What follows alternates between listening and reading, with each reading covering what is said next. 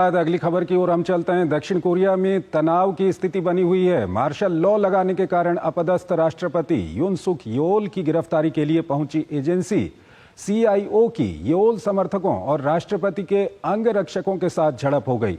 दरअसल सोल की एक अदालत ने मंगलवार को अपदस्थ राष्ट्रपति के खिलाफ गिरफ्तारी वारंट जारी किया था।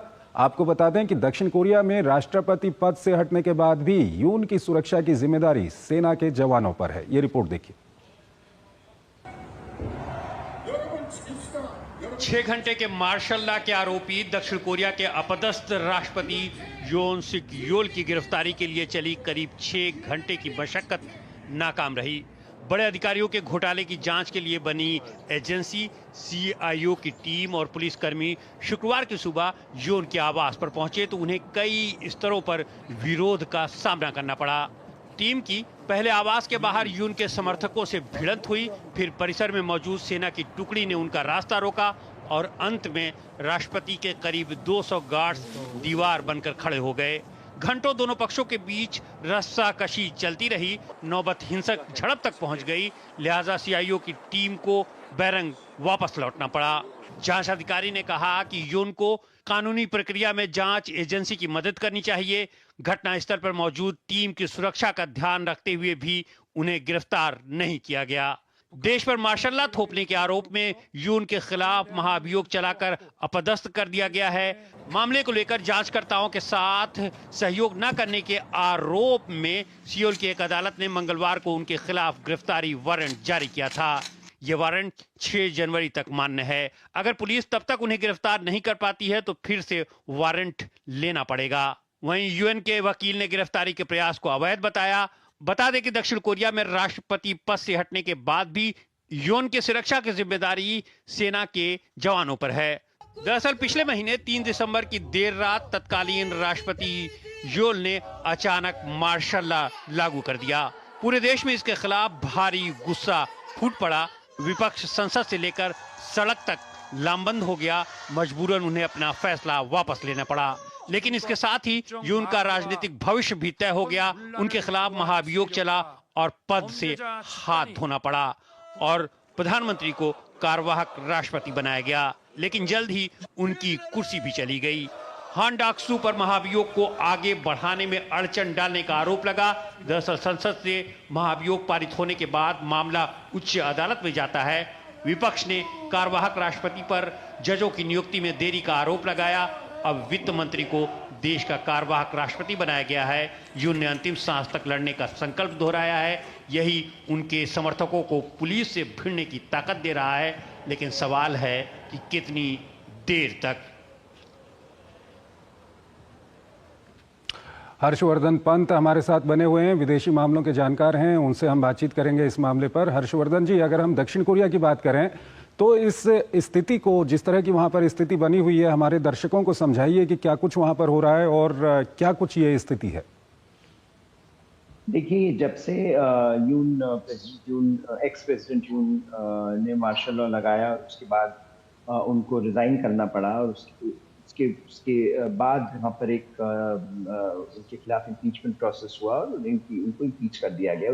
उसके बाद से जो प्रक्रिया लगातार चल रही है कि ऑपोजिशन ने फोर्सफुली यून को हटाया, उनके खिलाफ एक कैंपेन चलाई और यून ने उसको इस्तेमाल करके एक तरह से अपने लिए एक सुरक्षा कवच बना लिया। उन्होंने ये कहा कि मुझे टारगेट किया जा रहा है और अपने जो सपोर्टर्स हैं उनको उन्होंने एक तरह से इंसरेक्शन के लिए उत्साहित किया है कि आप मुझे प्रोटेक्ट करो, क्योंकि मेरा प्रोटेक्शन साउथ कोरिया का प्रोटेक्शन है, नहीं तो नॉर्थ कोरिया से जो सपोर्टेड लोग हैं वो एक तरह से साउथ कोरिया को और मुझे घेरने की कोशिश कर रहे हैं।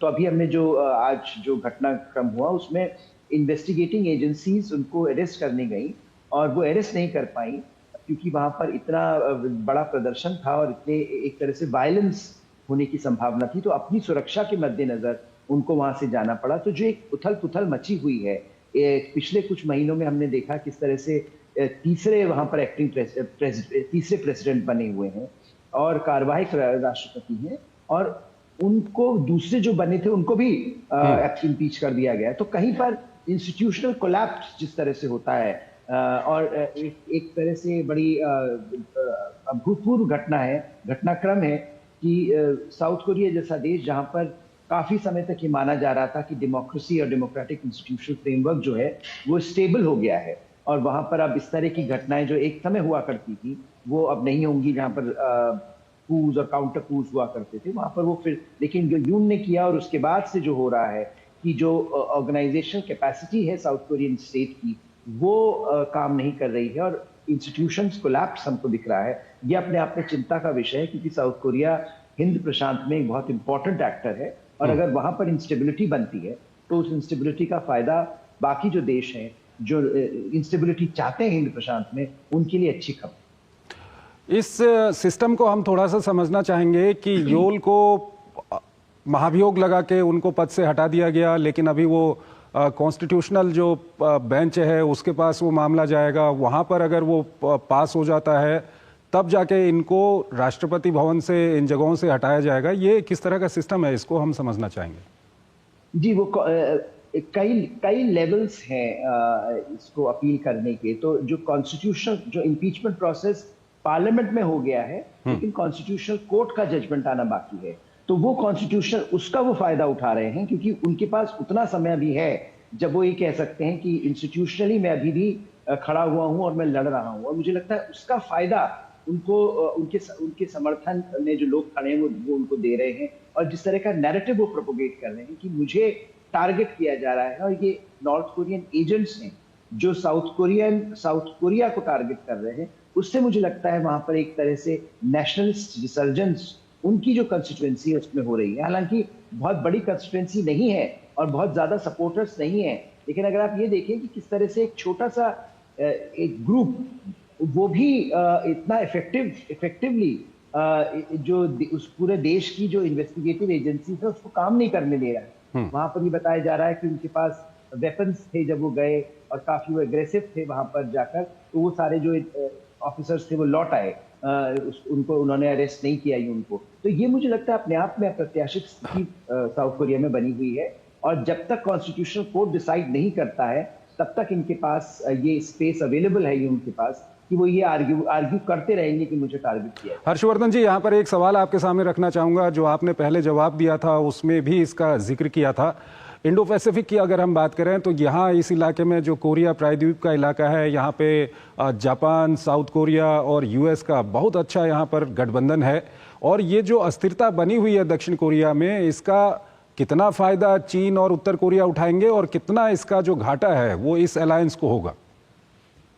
देखिए, बहुत चिंता का विषय है ये इस अलायंस के लिए, क्योंकि जब अभी कुछ दिनों पहले जब इन्होंने मार्शल लॉ लगाया यून ने, उससे कुछ ही हफ्तों पहले बड़ा इंपॉर्टेंट ट्राइलैटरल समिट हुआ था जापान, साउथ कोरिया और अमेरिका के बीच में, जहां पर ये माना जा रहा था कि जो पुरानी परेशानियां थी जापान और साउथ कोरिया के बीच की, अमेरिका ने उसको रिजॉल्व करने की बहुत बड़ी पहल करी और एक तरह से तीनों देश एक साथ इकट्ठे होकर सामने आए, क्योंकि वहां पर उनको लग रहा है कि चीन और नॉर्थ कोरिया के बीच में जो इस समय एक रिलेशनशिप बन रहा है और नॉर्थ कोरिया जो इस समय एक तरह से अपने आप को ग्लोबल पावर के रूप में देख रहा है, क्योंकि उसके सोल्जर्स जो है, उसके सैनिक जो है वो रशिया में लड़ रहे हैं रशिया के साथ। तो एक तरह से जो नॉर्थ कोरिया का प्रोफाइल है वो बढ़ रहा है और जो साउथ कोरिया जो इतना प्रॉस्परस है, इतना इकोनॉमिकली रोबस्ट देश है, वहां पर इस तरह की परेशानी बनी हुई है। तो कहीं पर अमेरिका को ये सोचना पड़ेगा कि किस तरह से वो भी इसमें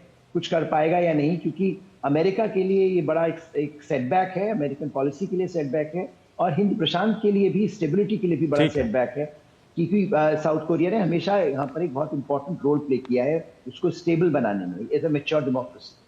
हर्षवर्धन जी, बहुत बहुत शुक्रिया आपका, आप हमारे इस कार्यक्रम में जुड़े और तमाम महत्वपूर्ण जानकारियां आपने हमारे दर्शकों के सामने रखी। बहुत बहुत आपका शुक्रिया। और